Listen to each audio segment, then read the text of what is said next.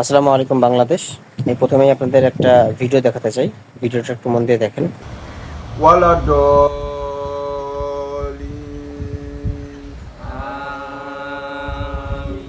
দেখেন এরা নামাজ নিয়ে কি আলিফ কি করতেছে, নামাজটা নিয়ে কি করতেছে দেখেন।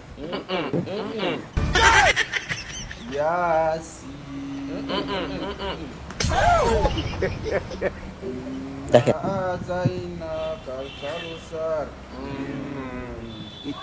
এরা নামাজটাকে নিয়ে কি করতেছে দেখেন আপনারা।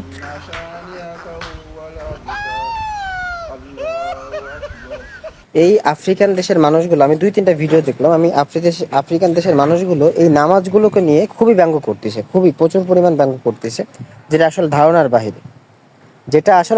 বাহিরে। নামাজ নিয়ে আল্লাহকে নিয়ে কেউ ব্যঙ্গ করে?